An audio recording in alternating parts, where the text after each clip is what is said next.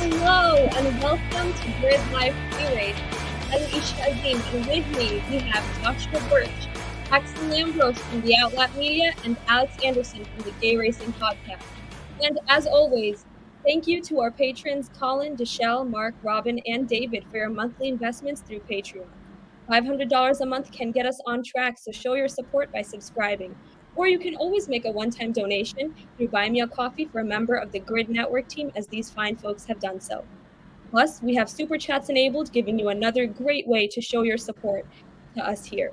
Now, we also have our links in the video description for our Buy Me a Coffee and our Patreon pages.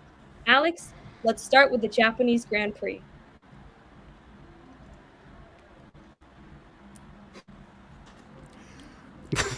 I was gonna say I look different there, but yeah. Welcome. It started with the Japanese Grand Prix. We're going to Suzuka tonight. One of the most anticipated races every year. Champions have been crowned here before, and Red Bull can achieve that today with the constructors' title potentially being wrapped up. However, driver Verstappen can deliver the punch that mathematically takes out both Lewis Hamilton and Vettel. Both could have been eliminated if Verstappen finished ahead of them in Singapore. Mathematically eligible due to sprint races. A couple weekends ago, we talked about how the championship was out of reach for Hamilton. Hamilton is starting 7th in the race. Do we anticipate another podium for him, or will he be returning to this year's reality and not finishing him? Isha, let's start with... Yeah, Alex, I think a lot of teams are going to be returning to reality pretty quickly tomorrow as well, because, last race we saw a once in a season opportunity for the other teams where Red Bull was at a disadvantage, and they were able to capitalize on that and, get that pole position, get their teams up on that podium as we saw. But I think that this weekend, it's just going to be another check back to reality, and I don't see Hamilton finishing on the podium at all. Hey guys, if we remember just the start of the season at Bahrain, McLaren were well out of the points, and we were talking about whether or not they were going to even be consistently fighting for middle of the pack, and now here they are in second and third. So I genuinely think if it's not today, it's still absolutely in possibility that we see Lewis Hamilton on the podium. Regarding today, we have a very young Oscar Piastri, first ever race starting on the outside of row 1. I think anything, to quote Marie Walker, anything can happen, and I really think something will tonight. Yeah, sorry, I'm in charge of the cameras, so I forgot that when we started the show, Alex was next to Isha, and now Jackson's next to Isha, so they've moved around, so I clicked the wrong one. Yes, hello everybody. Well done, Isha, by the way, for hosting the show, as always. They've let us loose, so this is interesting. But yeah, this is going to be a very interesting Grand Prix because we've got Max Verstappen leading at the front, but we also know that we've got the two McLarens sort of going like, okay, let's just see how much they're going to battle for. We'll get onto that later on to the show. But if those battling at the front on the opening laps can keep Max not running away in the distance, it's easy to then think that those behind, especially that of Lewis Hamilton coming through as well, the two Ferraris coming into the battle as well because Leclerc starts fourth, they're my two picks actually to keep an eye out throughout the race, especially in a pit stop. It's going to be a one-stop race, a possibility of a two if a safety car comes out late on. So Hamilton, yes, starts 7th, but a track he's won at, what, 4 times before, 14, 15, 17 and 18. Of course, he won in Fuji in 2007. Count that as a Japanese win, not an overall win. So he's won here before, he's got experience, and an interesting thing, he's finished on the podium in every race from 2014 to 2019, finished 3rd in the years he did not win. 5th place in 2022 was his first non-podium at Suzuka since he retired from the race in 2013. So he's got history at this place. And the only reason he wasn't on the podium last year is because the race was only 28 minutes long. So he's definitely got the stature for it. He's definitely got the runaround for it. And I'm very much excited to see what we're going to see going forward for the race today. Our attention to the other side of the grid. Logan Sargent is one driver facing harsh reality of possibly being in the hot seat after this season. He crashed out in Q1 and currently has no points. His teammate Alex Albon has scored points and has made Q3 multiple times. So Jackson, let's start with you. With Logan Sargent's recent mistakes and poor performances, is his confidence gone, and could the only American on the grid be off of it next year? I just think there's too much talent waiting in the wings, unfortunately, to take Logan off. I unfortunately, as an American, Josh, we see so many Americans try to get into Formula One, and we want to see it happen. But you see a guy like Logan Sargent, and you think maybe you should let this guy cook maybe a year or two longer in Formula 2 before you bump him up to the big leagues. But I totally understand the move from Williams. It was a marketing-based decision. You have the hype from the American market. You should have an American driver representing your team. But, Josh, I just think it was a move too soon. Yeah, and I've been saying throughout the weekend, we actually discussed this in Practice 3's commentary, that I think you have to let the rookies sort of adapt. You have to let them go and sort of go, yeah, they need a bit of time. They need a bit of space to get in there. But with Liam Lawson in qualifying, he sort of put that to bed, didn't he? Because this is his third Grand Prix or fourth Grand Prix or something like that for Liam Lawson. Give me a second. Yeah, and he's had experience at this circuit before. Earlier on in the season in April, qualified 9th and finished the Super Formula race in 4th. So he had track experience. First track he's come to where he's had that for a similar type of powerful car. And he was quick. He was 4th in qualifying 1 ahead of Sonoda. Got knocked out in Q2, but he was good. And comparing why Liam Lawson, who was 13th in his first race, 11th in his second, points in his third, you've got to start thinking, why is Logan Sargent not delivering? Josh, if I could jump in, I'm kind of curious how much you think the performance of the car is a factor to that. Because, yes, we've seen Albon in the points, but that AlphaTauri has been way more of a mid-pack contender, especially at this time of the season. Yeah, when we started the year, it was the AlphaTauri was one of the worst cars on the grid. They've done a lot of development on that as well. And I think that's benefited Liam to come into a car that's sort of getting there to be a midfield team. The Williams has had similar performance, but they were, I think, a midfield car right from the start of the year. So Sargent sort of had to contend with that as a rookie, being in a midfield car from the start. So it's going to take him longer, but I don't see why we're at round 16 of the season, and in the last 3 races, he's crashed at crucial times as well. So it's not good looking for his future in Formula 1 already. I'd be very surprised if, considering Williams don't need the cash anymore, if they keep Sargent on for another year. But Liam Lawson's already been announced as reserve driver for AlphaTauri and Red Bull for next year anyway. So it's going to be entertaining to see if Williams take him on, especially as Mick Schumacher was after the seat. And Toto Wolff, of course, very close with James Vowles, sent them all the telemetry data. And James Vowles says, actually, no, we don't want Mick. So that's a hammer blow to Mick. And it's an interesting play around to see what he's doing. So I think James Vowles knows what he wants in Williams and what he wants in the team. He's turning it around, and he's turning out to be a great team principal. So I think with Sargent, the writing's on the wall, unfortunately. And I think the qualifying crash sort of signed it, because it didn't need to happen. It was a silly mistake. We've seen crashes in that part of the track before. And Glock crashed there in 2009. He locked up, had a brake failure, hit the wall hard, was out for a couple of races. Kubica crashed there 2019, got on the dust and hit the wall, pretty much similar to what happened with Sargent in this session. So, yeah, it's a comedy of errors that doesn't need to happen in that part of the track. But anyway, I've talked too much, and it's Isha's turn to have a go. Yeah, no, I agree with both of you guys here. As Jackson mentioned, Logan Sargent does bring that American representation, so it is a smart move to keep him, because it brings in that American audience as well. However, with the performance he's had so far, I mean, considering that it is his rookie season, but then we also look at the other drivers, as you guys mentioned, Liam Lawson and also Oscar Piastri, to a certain degree, it is also the performance of the cars that they're in. But I think that just with Logan Sargent, he's been making too many mistakes. And as an American, it is nice to see him representing us in Formula One as the only American driver. But I think that the team has to make the smarter decision here. And I don't think that is keeping Logan Sargent on for next year. I think the seat's definitely going to go to someone else.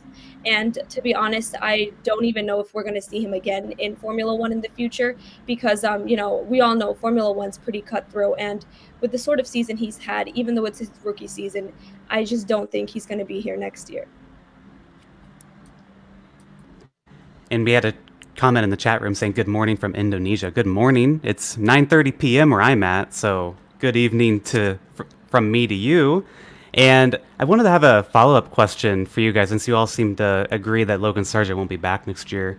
One, who do you think's going to replace him then? Because we know Liam Lawson won't be available, and we won't be Mick Schumacher. Like, who are you guys kind of thinking? Got to be Dragovich. Yeah. If Stroll doesn't pull out of Aston somehow by the end of the year, I could really see Dragovich going there. Well, of course, Lance wants to take up tennis, apparently. So it could be that he goes away. Lance is another driver, actually, this weekend. We were talking about how long has he got left in Formula One, and I don't think he's got that much longer. I mean, where did he qualify? I don't know why I'm saying where did he qualify, because if I go onto the singles and go onto the Brown, we can take a look at where he lined up on the grid, because Stroll was out in Q1 again for the second week running, and he's 17th, whereas Alonso starts 10th. So there's that to contend with. That how long is the Aston Martin board that pay a lot of money alongside the consortium that Lawrence Stroll runs, how much longer they're going to keep paying the money for half a team, because Alonso's fighting at the front for no reason. Yeah, Josh, it's really kind of a Graham Rahal question almost, of how much longer until maybe I take Dad's position and taking the helm of this team. Yeah, it is. Yeah, and then go on, Adam. And another question I had for you guys was, if he's not on the F1 grid next year, where does he go? I've seen a lot of chatter on social media, like maybe he goes to IndyCar, but I don't think there's like seats available over there. I'm just kind of curious what you guys think. I could really see him in Formula E. Yeah, I'm thinking the same thing, actually. He would have been already maybe looking around for... I think we already would have heard about maybe some talks behind closed doors there for IndyCar, but I think if it's not this year, for sure, maybe a 2025, 2026 drive for him in IndyCar. But, I mean, clearly got talent, but yeah, just so disappointing. Right. And now, with Max Verstappen on the pole for the 9th time, on the front row is a McLaren, but it's not Lando Norris. It's Oscar Piastri on the front row, while Lando Norris will start 3rd. McLaren introduced in Singapore to Lando's car, and that car has been fast at times. But Suzuka seems the ideal fit to try and bring a battle to Max Verstappen entering the first corner. So Isha, let's start with you. Could the two McLarens bring the fight to the lead into turn 1? Yeah, Alex, speaking of rookie season, Oscar Piastri has done an incredible job, especially in the second half of this season with the McLaren upgrades that they brought, and seeing him finish second today, it was really something special to see. And we know that, turn 1 in the majority of the race tracks is pretty important, because that's where we see a lot of the drivers behind the lead, try to cut in front. And I think that's what the McLarens are going to try to do as well. Lando Norris and Oscar Piastri, both of them. But I just think that with Max Verstappen returning to his Red Bull dominance that we've known for the past 2-3 years, I just don't think that even if they do cut in front, that it's going to make much of a difference. Because I think that at the end of the day, Max Verstappen is going to, cut in front of everyone who's in his path and just take that win. Yeah, Lando Norris said in the press conference, if Max is ahead at turn 2, the race is pretty much over. And I would agree with that, because what was a blip in Singapore now is vengeance here in the land of the rising sun. He's literally going for blood. And he knows that he's lost the opportunity to claim the championship here this weekend, which is actually more... It's more affected me than Red Bull, because what's actually happened is Megan, who I commentate with, my sister, who comes into the commentary box, she's decided to pull out of this race because she's not needed, because there's no champion to be crowned, so she's backed out, and everyone else has gone on holiday. So I'm commentating with Omi, who has been on the show before. So that's going to be fun to get up at 3 a.m. now at the moment on limited sleep. But yeah, so talking about the two McLarens, they've got a plan. They will have sat down in the engineering meeting and had a plan. And I reckon it's going to be because Max starts, of course, on the outside line coming into turn 1. Oscar's on the inside. We know Max has trouble getting away. The clutch slips. We saw it in Singapore. And I don't think they've got that fixed because I haven't seen that on the practice starts we've had this weekend. So if the clutch slips, Oscar can get a good launch on the inside line to turn 1, and then it's whoever blinks first. It's a Prost center moment as well. And Lando in P3 could get up there as well. So the start is critical, and I'm very much looking forward to seeing who is first into the S's, where Max was superb in qualifying as well. I've never seen the S's taken like that before. I heard Karun Chanok saying it was one of the best qualifying laps ever around here, and I thought, really? Are you just saying that because Sky is scared of Red Bull or something? And then I went back and looked at it and thought, oh my God, that was a good S's. The way the S's section it's the 3, 4, 5, 6 up the hill towards the Dunlop. And I've never seen the car so planted. And the way he twitched through 5 into 6, it was perfect. It was literally like a railroad track. Perfect control. So Max, he's so in one with this track, and he wants to take his second ever win here. Josh, 3 a.m. for you. If you're tired, maybe you should consider having a Red Bull. I'm playing with you, but I mean, qualifying said the whole story, right? Fantastic. First time at the track for Oscar Piastri at the front row. That being said, how about Max Verstappen? Max Verstappen half a second ahead of the entire field. So I think it really is going to be a matter of, if one of the McLarens do get by him, it's going to be a matter of how long do they actually get by them? Or how long until Max passes them back? How long can they hold that lead? And the alternative, which I'm almost too afraid to ask, is what happens if Piastri potentially hits Max and we have a totally different race scenario there? But That'd be fun. Hello. Sorry. I think we got you, Josh. I'm here in some way. Are we all here? No, you're here. Yes. I think we're all loading in. Yes. Hello. Sorry, the internet's gone off, so it just literally died on me in the last second. So that's great news. Where are we in the script? We're still going. Well, I'm just wrapping up here talking I'm about the McLaren Turn 1 question here, but I was gonna say, I think Josh's internet man. might need a Red Bull too, Jackson. Yeah, honestly. Oh my gosh, king of the scuff here. Wow. We can just kind of keep it on multicam here, and Alex, you can just keep it going here. Yeah.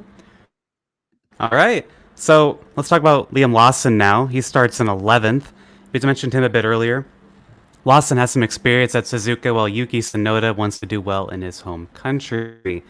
So if both AlphaTauri cars finish in the top 10, which one of the regular teams see a driver fall out of the points this week? Jackson, what do you think? Ooh, man.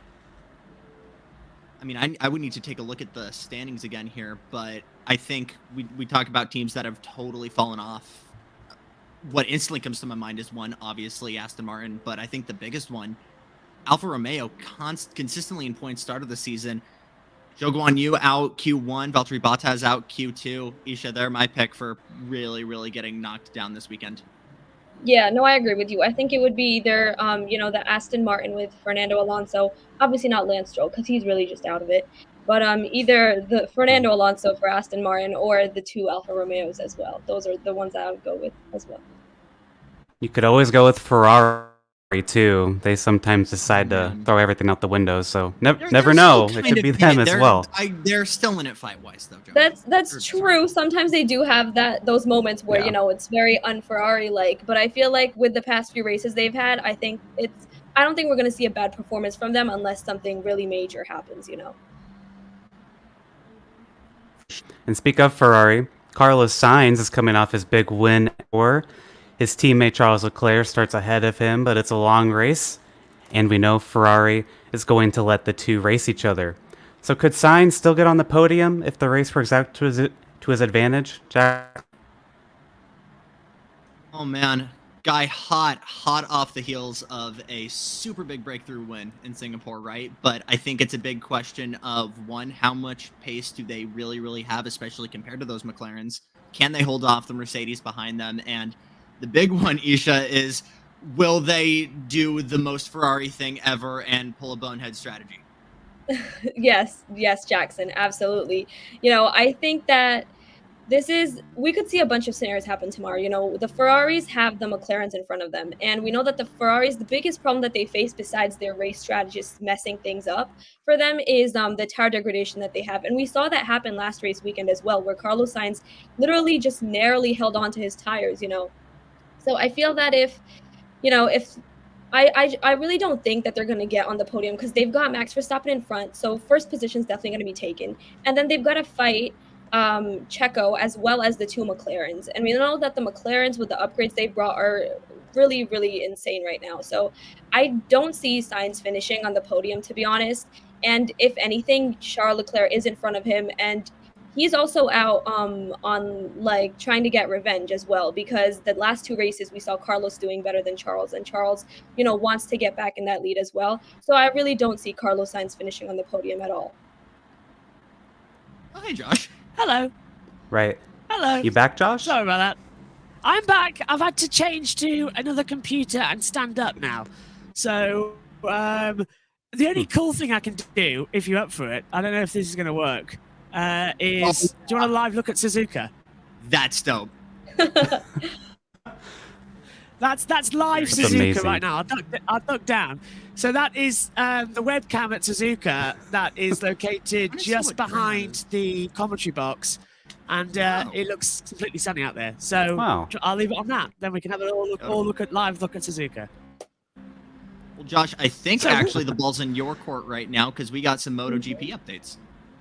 Oh, okay, brilliant. So it becomes irrelevant then to talk about Suzuka and Formula One, but okay, no worries. Let's talk some MotoGP. And look, I've got my stats right in front of me. It's almost like somebody gave me the script, which is looking good. Okay, so MotoGP then, first ever time in the Indian Grand Prix, and I talked to you on the Grid Tonight show on Wednesday about how all the problems with the visas getting into the country. I'm delighted to say that every single rider, representative, journalist has made it on time. The only problem has been with the accommodation as well, with some people having to rebook at different sites as well.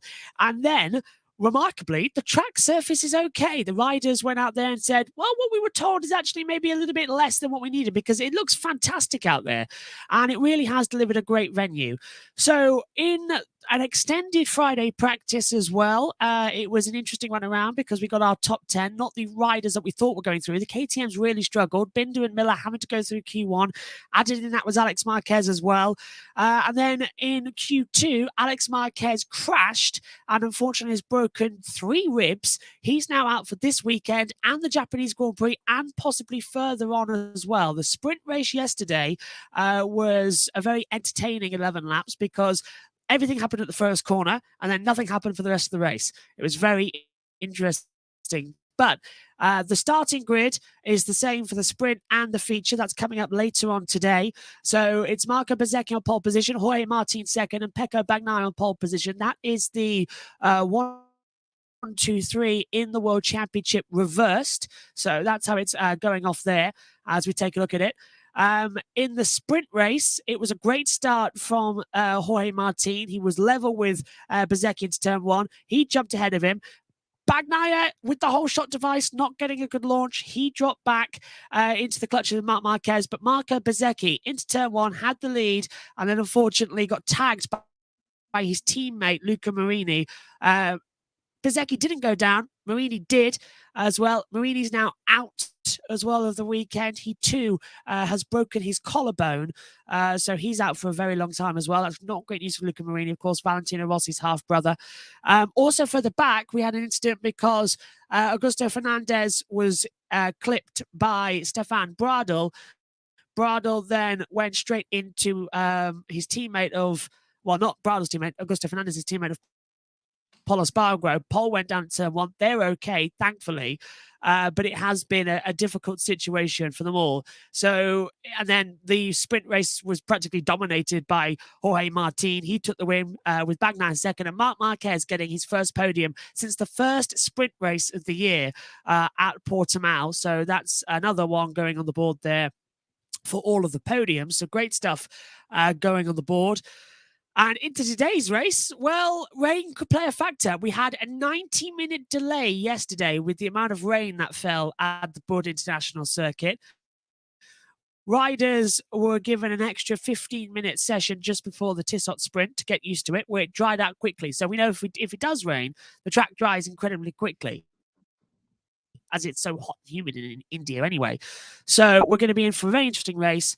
Moto3, Moto2, and MotoGP, you can watch those all straight after the Formula One race from Japan. So there's a nice, easy morning for you all, or late night, or if you're me and have no concept of time, all over the place. So yeah, watch out. So a few riders down, and an interesting note before I throw it back over as well. I believe, Isha, you're up next with the NASCAR. An interesting point to point out as well is the fact is that we are now 12 and a half races into the season.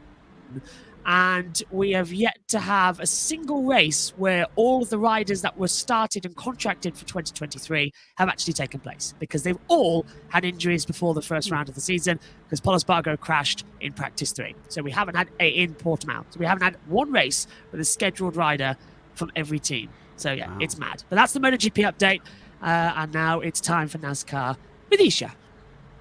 Yes, thank you, Josh. Now, looking at NASCAR, we have the second round of the NASCAR playoffs, the round of 12, which kicks off this weekend at the Texas Motor Speedway. After this weekend is Talladega, where the drivers and teams have little to no control on their race once the green flag drops.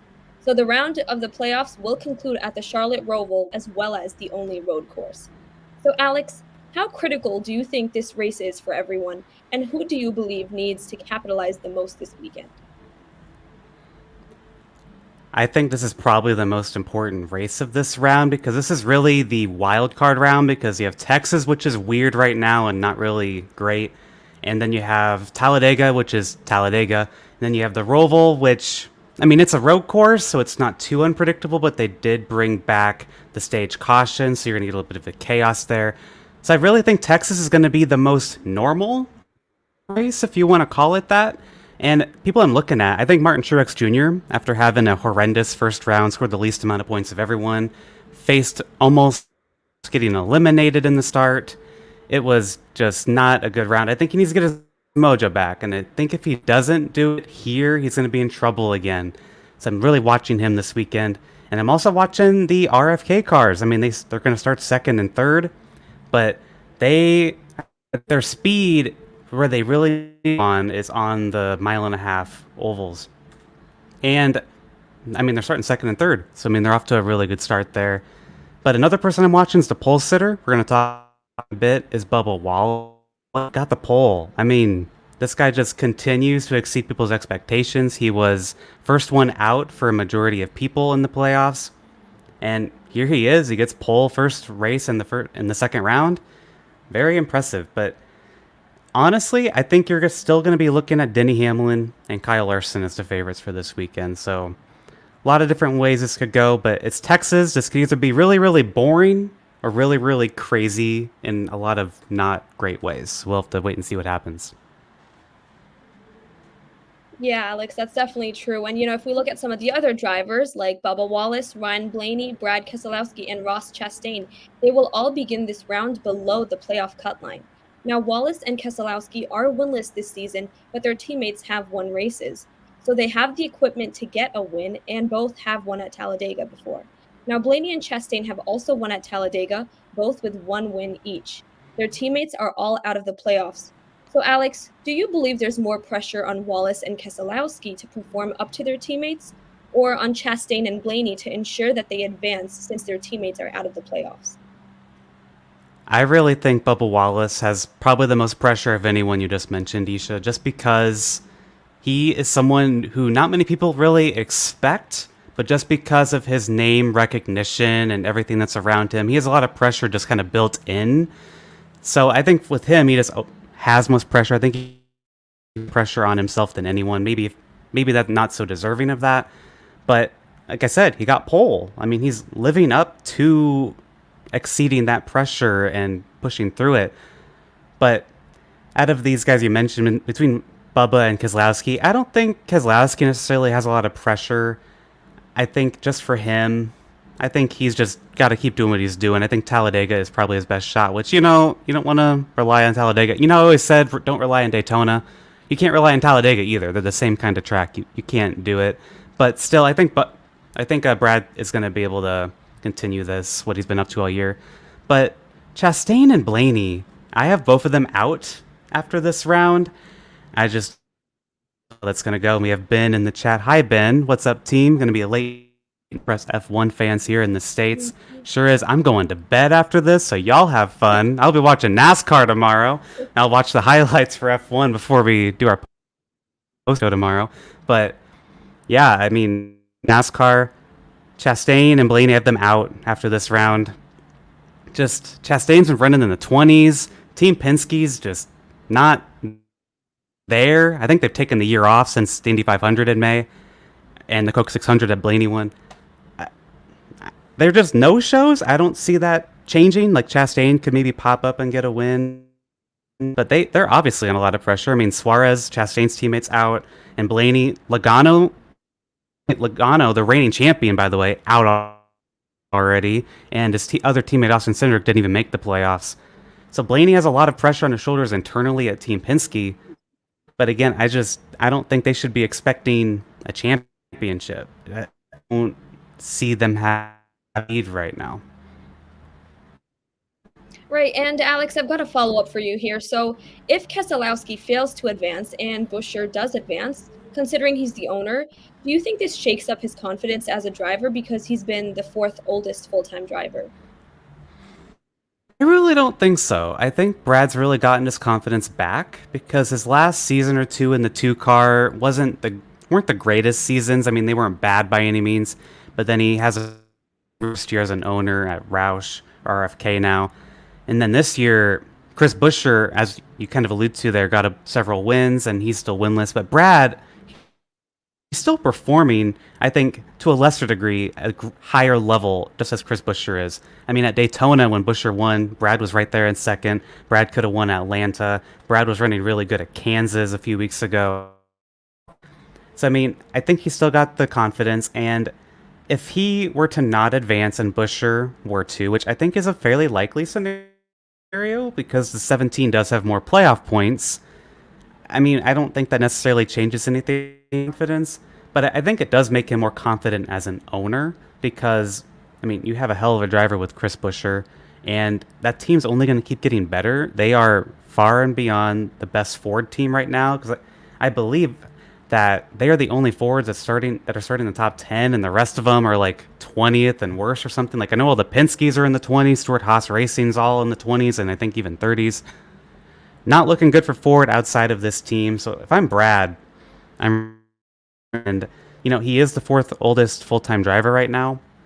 But honestly, I think Brad's going to race for quite a lot longer, and maybe he'll surprise us and he'll retire in a couple years. But like, we listed here, like Harvick's retiring at the end of the year. Truex boat or not the past few years instead of driving. Denny Hamlin, he's an owner. I mean, I think he did just re-sign with Gibbs. I think he'll be around for a while. And then Almirola, who's the same age as Keselowski, he's wanted to retire the past few years, but I don't think he's been allowed to, basically, it sounds. So, I don't know. I think Keselowski, he's going to be around for quite a while, and I don't think anything that happens with this playoff format, good or bad, is going to deter his confidence at all. Yeah, Alex, and as you mentioned before, let's now turn towards the most talked about driver of this week, which is Denny Hamlin. So from his win, he comments after the win, and he seems to be on top of the game. Now, he has become a lightning rod of attention, and fans either want to see him win or they want to see their favorite driver beat him. And this sounds a little bit like the Max Verstappen domination that we've gone, where fans want to see either him win or they want to see someone else beat him. But, we know trash talking is common in sports by trying to get into your opponent's heads. But, Alex, do you think Denny Hamlin's actions could motivate teams to step up? And could those teams push too hard and make mistakes when racing Hamlin? I don't know if it necessarily angers any of the other teams. I think it just makes the fan bases more and more angry at Denny Hamlin. But if you're a Denny Hamlin fan, you're loving it. But honestly, you want to beat Denny Hamlin because if you can get him out, I think he's the favorite alongside Kyle Larson. you're more motivated to try and beat him, I think, just because of how good he is on track, more than what he's talking off the track and on his podcast. I think you're more, if you're a team or another driver, you're more concerned about, we need to make sure we don't let this guy win and keep advancing so we can keep him out of Phoenix. Because once you get to Phoenix, I think if Denny Hamlin is there, he's the favorite.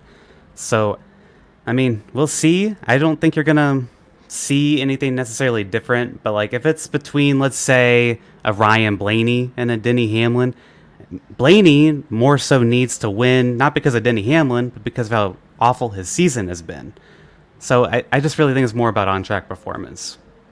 Right, and Alex, if we look at the last 5 races here, Ryan Blaney has the highest average finish of a 5.8. Tyler Reddick's at a 6.8, and Kyle Larson has an average finish of 7.3. Now, bottom of the list, we've got Bubba Wallace at 26.6 and Chris Buescher at 24.6. Now, we haven't talked about Buescher much because he has had a very quiet first round, and in the last 5 races here, he's had 0 wins, 0 top 5s, 0 top 10s, and 0 laps led. So, Alex, in Texas, a track where a driver like Buescher in the playoffs with great equipment, do you think he can improve and have a career best performance at Texas?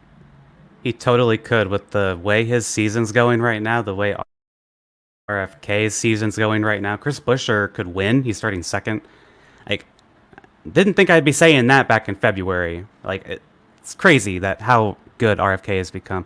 And Chris Buescher, I mean, he is genuinely a championship threat in my opinion. So it's going to be something to watch for sure. But I would say he'll definitely get a top 10. I mean, the only reason he lost his top 10 streak is because of what happened at Kansas, which was out of his control. So definitely think we'll see that happen. Sorry to stop talking right there, Josh. No worries. Time But for pick a then- winner. It's your turn. Yeah, it's time for pick a winner anyway. So pick a winner. It's time to make our picks for who's going to win this weekend's races. We're going to talk about F1, MotoGP, and NASCAR. If you're in the chat, let us know who you think's going to win. So let's start with Isha and F1. Who you got winning this race? Oh, guys, I was so happy last race weekend, but it's back to Max Verstappen. If I want to secure any points, and get myself up there, I've got to go Max Verstappen. And to be honest, if any of you guys pick someone else, I just don't see why you guys would do that at this point. I can give you an exact reason why, Isha. I think Oscar's going to probably get a little bit too. Let me give you a play-by-play for what's going to. Josh is going to say this exact thing in about 3 hours. Yeah. Piastri manages to get a move on, and they're going side by side through turn 1, through turn 2, go into the S's. At this point, he should back out of it, right? One of them should back out. Max is thinking this guy's totally going to back out of it. Piastri doesn't back out of it. They both run into each other, and I'm going to say, yeah, why not? I'm the purveyor of chaos. Lando Norris is going to get his first F1 race here. Wow. Okay, Jackson, so that's you very want me, so bold tip. you're thinking I'm going to say something along these lines. So, okay. Action in Suzuka. Max Verstappen gets a good getaway. Piastri's alongside him on the way down towards turn 1. But Max on the outside, Piastri's on the inside, and it's happened immediately. Something like that. Yeah, pretty much. Is it? All right. Yeah. Kind of, hopefully, but I also promise not. you, I'll write it down. Go on.